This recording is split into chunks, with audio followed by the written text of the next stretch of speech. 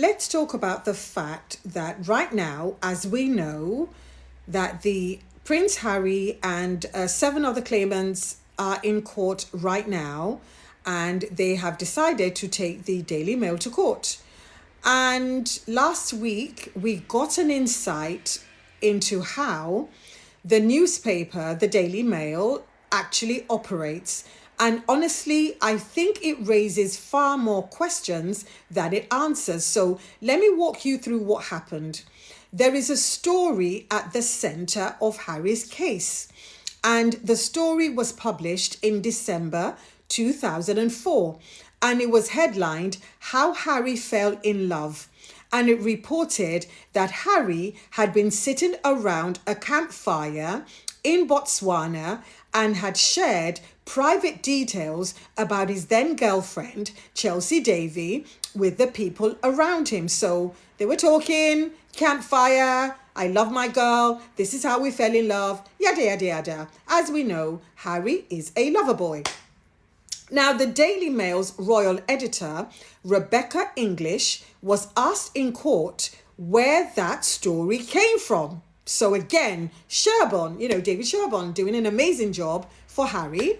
And she answered that it was a colleague of hers that told her that someone from the campfire had just called the newspaper's news desk out of nowhere. So out of the thin blue air, one of the people around the campfire decided to call the Daily Mail's news desk and decided to tell her colleague of this relationship.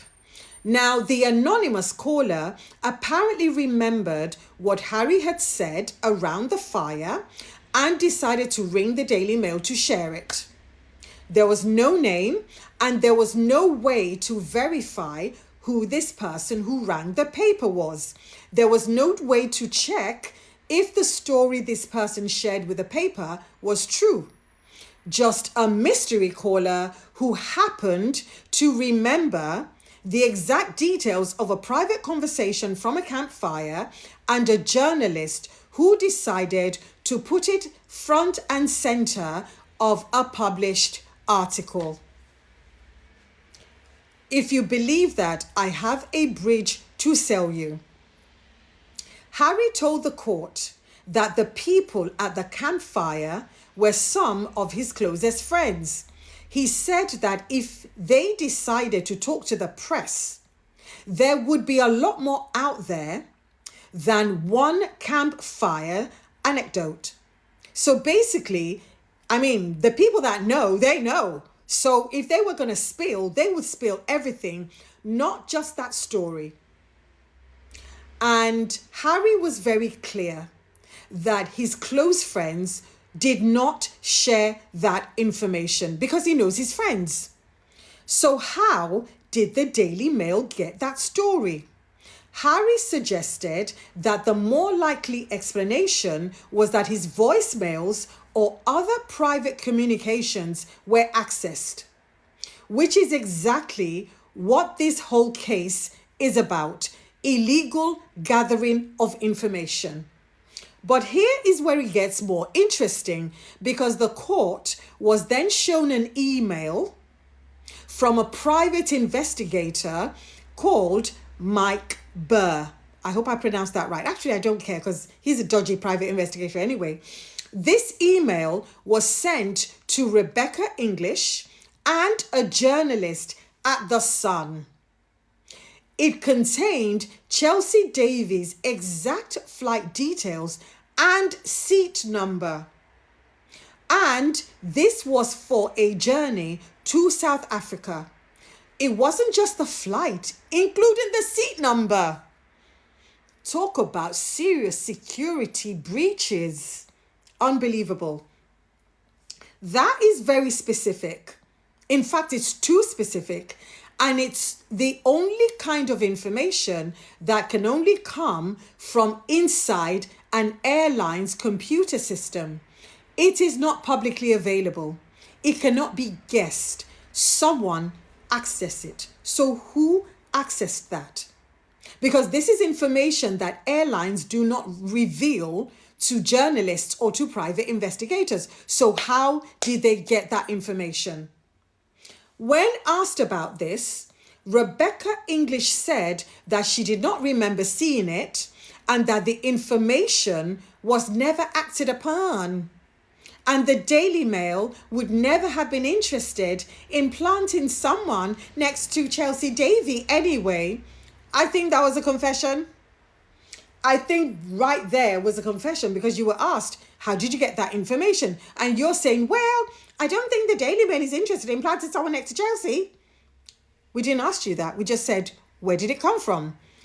And then the barrister then pointed out, the barrister being David Sherborne, who is amazing, by the way, the barrister pointed out that the email contained confirmation of something. Someone had asked for those details. That is why the private investigator sent them over, because a private investigator will not just send you random information. You have got to have asked for it. You do not just receive a stranger's flight details and seat number in an email by accident. And this is the pattern that Harry and other claimants in this case are trying to expose. Not just one incident, not one anonymous tip, but a whole system and a whole raft of illegally obtained documents, including medical records. Because according to Elton John, remember, they accessed his child's birth certificate before he did. And the only way you can get a copy of somebody else's birth certificate without the parents even getting one first is if you have someone inside. So how were these documents, flight details, seat number, medical records, how were they accessed? Because the paper had been running a system where private investigators were commissioned, where flight details are obtained from within the airline's own computer system, and where anonymous sources are trusted without verification, and where deeply personal information is just put in print because they can. Harry has been saying this for years, but he was called paranoid. He has been told he has no proof. He is now in court presenting the evidence. And the Daily Mail, they have got to answer for it. As you know, the trial continues, but this is just an update of what's been happening so far. And I'm so glad that they've put Rebecca English on the stand, because Rebecca was one of those journos who thought that she was close to Harry because she was following him around the world for many, many years. So she thought, yeah, I'm close to him. No, Harry is not your friend. You are not Harry's friend. You are not part of his circle. You are what you are, a reporter. That is who you are. And Harry is not answerable to you. So I'm glad you were put on the stand. But anyway, let me know what you think in the comments, please. My name's Elizabeth. I'm the author of The Luxpreneur. And for more insights like these, please like, share, comment, and follow me. And to support my work in holding truth to power, please buy me a coffee at buymeacoffee.com/Elizabeth Solaru, or you can get a copy of my book, The Luxpreneur, from Amazon, Waterstones, or Barnes and Noble.